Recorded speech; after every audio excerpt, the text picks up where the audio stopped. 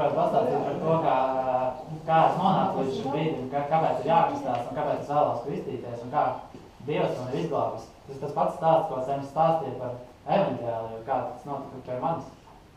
Un daudz vairāk daži no jums mani zina no bērnības, daži daudz vecāki par mani, bet es uzaugu luterāņu ģimenē un tiku apšakstīts mazā vecumā.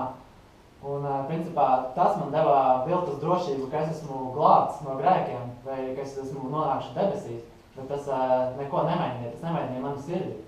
Un patiesībā tas vēl deva daudz sliktāku man, jo es domāju, ka man viss ir labi un tagad es varu dzīvot labi un dzīvot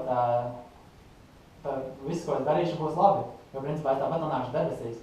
Un es zināju, ka bauslība saka, tev nebūs zakt, tev nebūs iekārot, tev nebūs nepatiesu liecību dot, tev visus tos baušus, es tos visus zināju.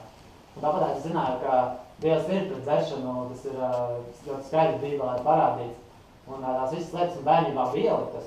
Bet tā kā sen runāju, ka sirds netika mainīta, sirds nekad nav bijusi mainīta, sirds bija jauna un samaitēta. Es sāku darīt tās lietas, pirms sāku dzert, sāku darīt visādas lietas, kas ir nepatīkamas. Un jo vairāk es to darīju, jo mani standarti salīdzinām ar Dieva standartiem pazeminājās. Es vairs nebiju, man vairs Dieva likums likās pārāk augsts un aizsniedzams, neviens jau nekad nevar aizsniegt, un tā ir taisnība, neviens viņu nevar aizsniegt. Bet es visu laiku ir attaisnoju, jo vairāk es grēkoju, jo vairāk es domāju, jo vairāk cilvēki tiks izglābti. Domāju, es jau neesmu tik slikts kā tie, kas slepkavo, vai tie, kas narkotikas tirgo, vai pārdod mazus bērnus, ka es jau esmu diezgan labs, un es zinu, ka daudz tā domā. Ja vienmēr ir kāds, ar ko salīdzināt, kurš ir sliktāks. Un tāda bija arī mana dzīve, ka es salīdzināju sevi ar citiem, bet patiesībā grēku ir daudz vairāk nekā tu spēj iedomāties. Un man bija tie daudz ārēji grēki, es nonācu arī nedaudz atkarībā no narkotikām, un bija arī atkarība no pornogrāfijas un no daudz citām lietām. Bet tie ir tikai ārējie grēki, kurus cilvēki redz, un cilvēki tie var redzēt, tu esi tāds un tāds. Bet patiesībā man sirds arī bija ļauna. Es biju iekārotais, es biju mankārīgs, es biju slinks. Bībelē saka, ka slinkums ir grēks. Es nemācēju daudz lietas, ko Dievs saka, kas ir jāmāk. Un es ienīdu cilvēkus, es skaudu, bez vajadzības biju dusmīgs uz cilvēkiem. Un tie visi grēki, kā Jēzus teica, nāk no sirds. No turienes nāk tie visi grēki, ļaunas domas un skaudība un iekārāšana. Tātad es nebiju mainīts, es joprojām dzīvoju tā pašu veco dzīvi. Bet, ļoti laba lieta ir, ka bērnībā man iemācīja, ka uz Bībeli var paļauties, ka Bībele ir Dieva vārds. Lai arī es tam neticēju visu mūžu, es zināju, ka Bībele ir Dieva vārds. Un par to es pateicīgs vecākiem, ka iemācīja par to, bet es nekad nenonācu līdz tam, ka man tiešām ir jālasa Dieva vārds, jālasa Bībele un jāsaprot, kas tur ir rakstīts. Un es domāju, tas jau tikai priekš kaut kādiem, kuri ir ļoti nodevušies priekš mācītājiem. Piemēram, vienreiz es braucu ar Jehovas liecinieku mašīnā, viņš man jautāja, kāpēc es domāju, būtu vairāk par Dievu. Nē, tas ir mācītājiem, tas nav priekš manis. Tas tikai kādiem īpašiem cilvēkiem. Bet patiesībā Dievs grib katru izglābt, viņš arī mani gribēja glābt. Un viņš pie manis nāca ar savu vēstu, ar evaņģēliju. Viņš caur citu cilvēku sludināšanu parādīja, ka es esmu grēcīgs. Un es klausījos citus dažādas sludinātājus, dažādas mācītājus. Un sākumā es klausījos intereses dēļ.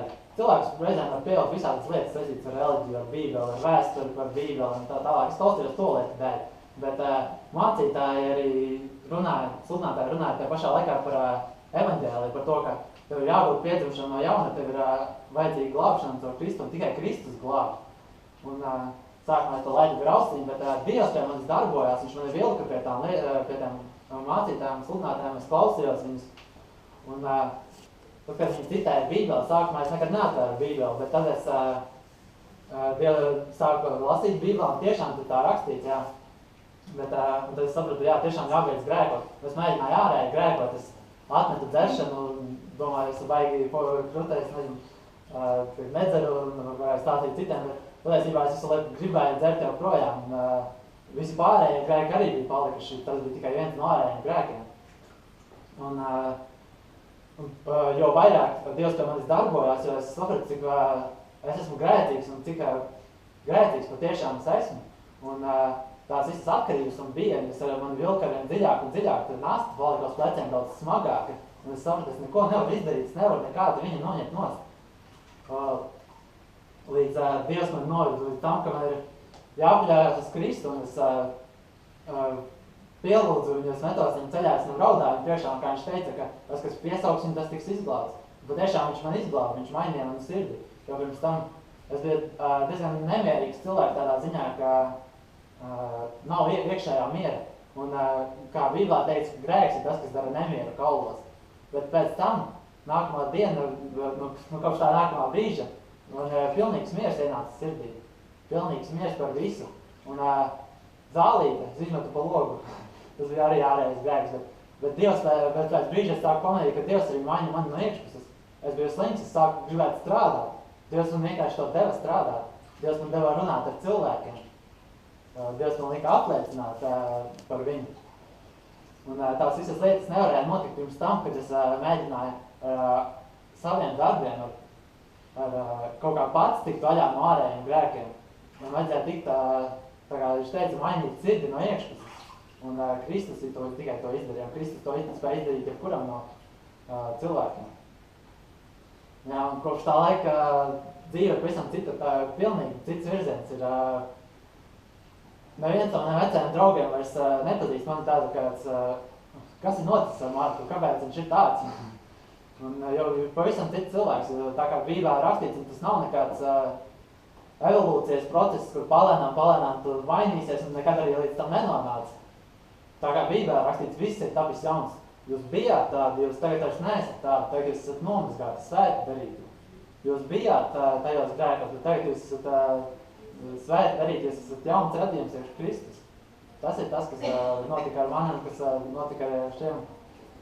Paldies, ka uzklausījāt. Based on your testimony, saskaņā ar tavu liecību, by the authority of Jesus Christ, ar Jēzus Kristus autoritāti, in His kingdom, viņa valstībā, I baptize you, my brother, es kristīju tevi, mans brāli, in the name of the Father, and the Son, and the Holy Ghost, Tēva, Dēla un Svētā gara vārdā. Buried with Him in baptism, aprakto viņu kristībā, raised again to walk in the newness of life. uzmodinātu, lai steigātu jaunā dzīvībā. Yes.